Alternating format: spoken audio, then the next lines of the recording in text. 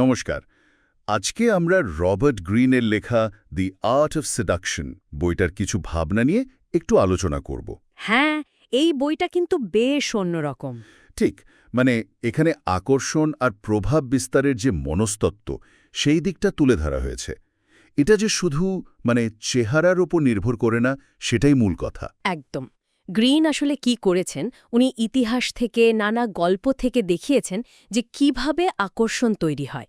এর পেছনে না কিছু নির্দিষ্ট প্যাটার্ন বা ধরুন কৌশল কাজ করে। আচ্ছা। তো আমাদের আজকের উদ্দেশ্য হলো এই বইটার ভেতরে যে মূল আইডিয়াগুলো সেগুলোকে একটু সহজ করে বোঝা। হ্যাঁ, গ্রিনের মূল যুক্তিটাই তো বেশ ইন্টারেস্টিং।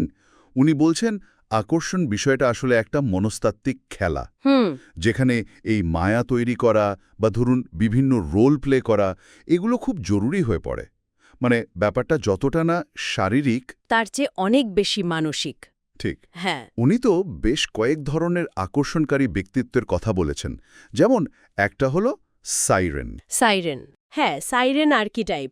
এরা নিজেদের রহস্যময়তা আর একটা মোহনীয় উপস্থিতি দিয়ে অন্যদের টানে। যেমন ধরুন ক্লিওপ্যাট্রা। ও আচ্ছা, ক্লিওপ্যাট্রা। হ্যাঁ, যেভাবে উনি জুলিয়াস সিজার বা মার্ক অ্যান্টনিকে কাছে টেনেছিলেন, সেটা এর একটা দারুণ উদাহরণ। এদের মূল শক্তিটাই হলো একটা অধরা আকর্ষণ তৈরি করা, বুঝলেন? বুঝলাম। বেশ রহস্যময় ব্যাপার। আর আর কোনো ধরনের ব্যক্তিত্ব আছে? আরেকটা খুব ইন্টারেস্টিং টাইপ হলো রেসিমাক্রেক। রেসিমাক্রেক। হ্যাঁ, এরা হলো গিয়ে তাদের যে একটা অদম্য ইচ্ছা আর কিছুটা বেপরোয়া ভাবমূর্তি, সেটা দিয়েই আকর্ষণ করে।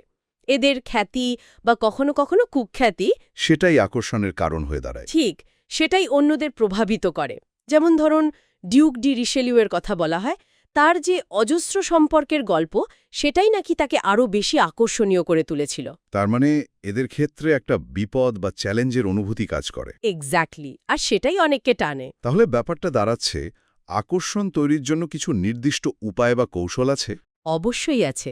যেমন একটা কৌশলের কথা গ্রিন খুব জোর দিয়ে বলেছেন, সেটা হলো সরাসরি অ্যাপ্রোচ না করা।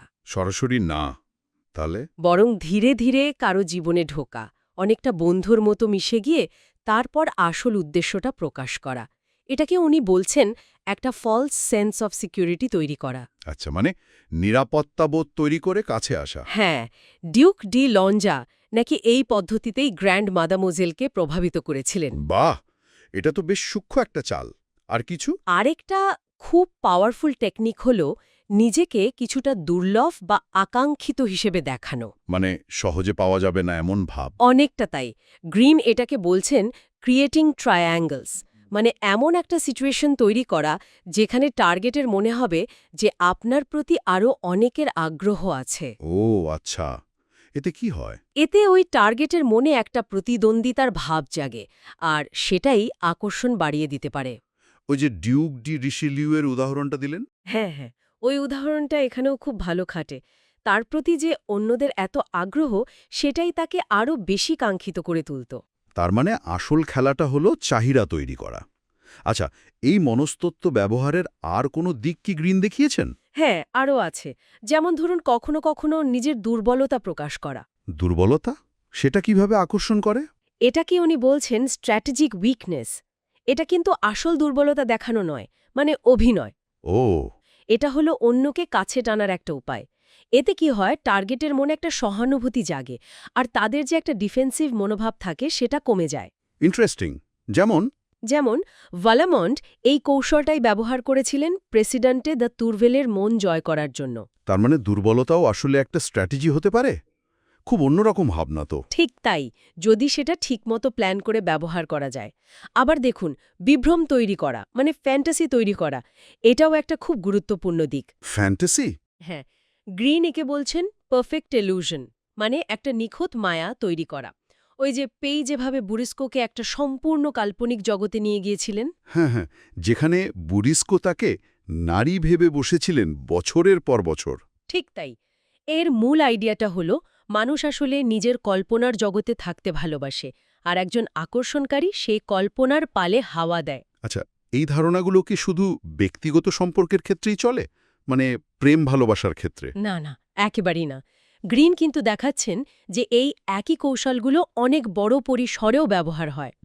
যেমন ধরুন রাজনীতিতে, মার্কেটিংয়ে বা ধরুন কোনো গণ আন্দোলনেও এটাকে উনি বলছেন সফট সেল, মানে সরাসরি না বলে ঘুরিয়ে বলা। একটা উদাহরণ দিলে ভালো হয়। যেমন ধরুন জন এফ কেনেডি, উনি খুব সচেতনভাবে আমেরিকার জন্য ওই ক্যামেলটের মতো একটা স্বপ্নময় ছবি তৈরি করেছিলেন। হ্যাঁ, ওই সময়টাকে তো ক্যামেলট এরা বলা হয়। ঠিক। অথবা ধরুন পাবলিসিস্ট এডওয়ার্ড বার্নেস, উনি যেভাবে সিগারেট বা ধূমপানকে নারীদের জন্য স্বাধীনতার মশাল হিসেবে তুলে ধরেছিলেন। ওহ হ্যাঁ, এটাও তো একটা বড় উদাহরণ। দুটোই কিন্তু মানুষের আকাঙ্ক্ষা আর কল্পনাকে ব্যবহার করে তৈরি করা হয়েছিল। তার মানে আকর্ষণ তৈরি করাটা আসলেই একটা শেখার মতো বিষয়, একটা শিল্প। কিন্তু এমন মানুষও তো আছেন যারা ঠিক আকর্ষণীয় নন, বরং উল্টোটা। হ্যাঁ ঠিক, গ্রিন তাদের বলছেন অ্যান্টি সিডিউসার। অ্যান্টি সিডিউসার। হ্যাঁ, এরা সাধারণত খুব বেশি আত্মকেন্দ্রিক হন, মানে নিজেকে নিয়ে ব্যস্ত থাকেন, হয়তো নিরাপত্তাহীনতায় ভোগেন, আর অন্যের মন বা অনুভূতি ঠিক বুঝতে পারেন না। আচ্ছা। ফলে তাদের আচরণটায় অন্যদের দূরে ঠেলে দেয়।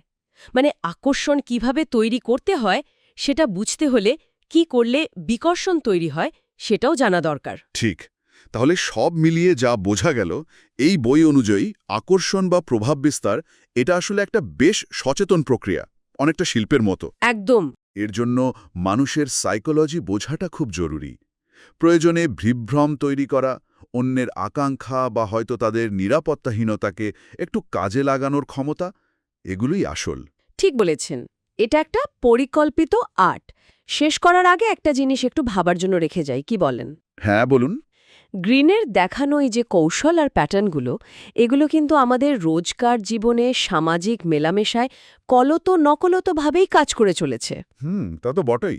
এখন প্রশ্ন হলো, এই প্যাটার্নগুলো যদি আমরা চিনতে পারি, তাহলে মানুষের একে অপরের ওপর প্রভাব বিস্তারের এই যে খেলাটা, এটা কি আমাদের কাছে আরও পরিষ্কার হয়ে উঠবে না? হয়তো আমাদের দেখার চোখটাই বদলে যেতে পারে। সত্যি তো, এটা আসলেই একটা ভাবনার বিষয়।